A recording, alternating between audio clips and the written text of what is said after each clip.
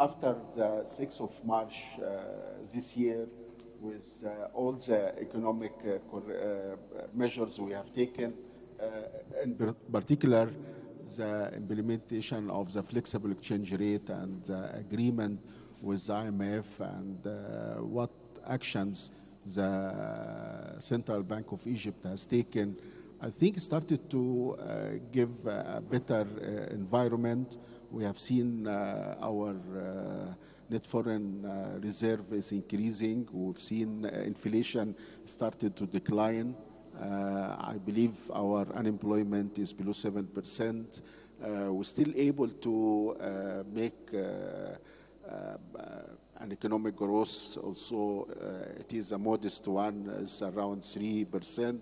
But on the fiscal side, I believe the first 11 months, we have now the data for the first 11 months, July to May, which shows that we have achieved 882 billion Egyptian pound primary surplus, which is about 5.9% of GDP, compared to last year, which was around 111 of 1.1% roughly of GDP. Even the budget deficit is around 3.8, which is also below the last year budget deficit, which was 6.1%. So things even on the fiscal side we are doing very good results. I think we have taken also some measures for improving the investment environment with a very important law which has removed all the preferential treatment for the state entity, with all the removal of exemptions of taxes and customs. I think this helped to leveling the playing field for both public and the private sector together, in addition to many other measures like the golden license. All of this, I think, is paving the way to improve the investment environment. When we talk about country ownership, it means that whatever objectives are embedded in the national strategies, that is what defines the translation into projects and programs with the different multilateral development banks or also our bilateral partners. So country ownership is key. Second is to create an environment for the different partners to work together. That is very important. Everybody's saying that the financing that exists is not enough. So in order to be effective in finding a finance for a particular project, it is very important for the authorities to create a platform for the different bilateral as well as multilateral development banks to work together. So that's number two, inclusive partnerships. So country ownership, inclusive partnerships. The third point is always to talk about the results of these engagements. And then the fourth point is being transparent in terms of its governance, in terms of its monitoring, and in terms of the results. These four principles are not just Egypt's principles, but they are the OECD principles.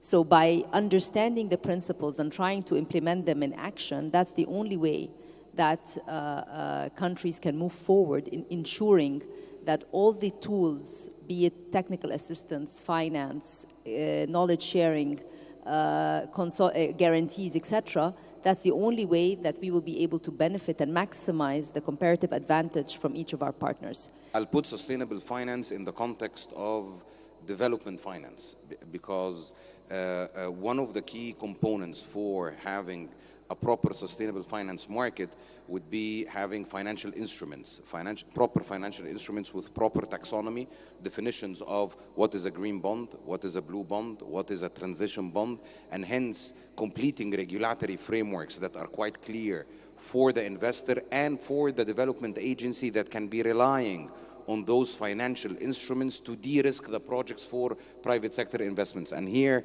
is the component whereby you can create the linkage between developmental institutions and MDBs, more or less, with the private sector through ensuring de-risking of projects via the participation of those MDBs in those particular type of financial instruments. So part of the issues that we embarked on the FRA was a complete taxonomy for the different types of debt instruments.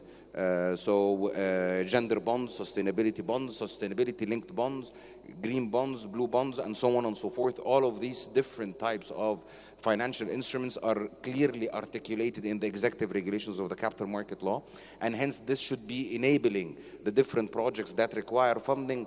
If they have a sustainable finance component, they can be relying on capital markets at large. Another component when it comes to completing the regulatory framework was to ensure that you have as well clear taxonomy and definitions for sustainability funds. Here it doesn't have to be a debt program, it can be an equity program, and hence sustainable funds and green funds. What defines a fund to be a green fund? What type of investments? Again, this was completed in the regulatory frameworks governing this, this component. And indeed, we're seeing nowadays some interest, and actually several interests, in the issuance of green bonds, and already part of the private sector or some of the private sector banks and companies have been issuing those green bonds in international markets and in the local markets as well. But this is only one angle. This angle is to ensure that you have products that companies and MDBs can be relying upon, can be issuing in the market to finance the required projects, whether it's a transition project, whether it's a carbon reducing project, and so on and so forth. The second component regarding sustainable finance is data. Without knowing exactly what is the carbon emission, what are the environmental disclosures pertinent to companies listed in the capital markets or companies that are operating in the non-bank financial sector, it would be very difficult for any person to find projects from that perspective. FDIs is part of the equation, and what we're trying to do here is to attract both local and FDI at the same time, because if there is no local, there is no FDI. Absolutely. And this is what we're embarking on this year, given all the reforms that has been done previously. We're working on that. We have set certain sectors to target where we have competitive advantage in, and these sectors include green energy, include industry, and there is a target to double the contribution of industrial activities into the GDP of Egypt within the coming 3 to 5 years. We're focused on ICT, we're focused on agri business to secure food security, healthcare, tourism, and logistics. So these are the main sectors that we are focused on, and we have set a promotional strategy for these sectors, set by markets and set by even companies, where we're targeting certain companies to operate in Egypt, given our policy to deepen the industry, and to at the same time work with our development partners both on the north and the south to apply their nearshoring policies here in Egypt. So we're working on all fronts in this respect, and we're working diligently in our promotional activities in collaboration with the business community. NDB stands committed to support Egypt the best way possible in its journey towards growth and prosperity. And there are multiple ways in which NDB and Egypt can collaborate together. A couple of points here. You have great strategic location, which allows this country to be the hub for movement of cargo, energy, data, and of course people. You have abundant sunlight, which is the ultimate source of energy. In terms of tourism, enormous potential, not only the historic cities which are unique. You have unique advantages in terms of climate, long coastal waters, and very good quality of infrastructure. And the people here are so hospitable. Let me express my own assessment. This is my second trip to Egypt. The first time I came to 2022 to participate in the COP27 there. And I was really impressed by the organizational capabilities of the country, seamless hospitality that we got, and the very result-oriented approach. The same spirit, these ingredients are visible here as well. Over the previous 2 years, Excellency Dilma Rousseff and I, we have spent 2 days here, and we are absolutely impressed by the vision and the way it has been executed at a speed and a scale. It's amazing.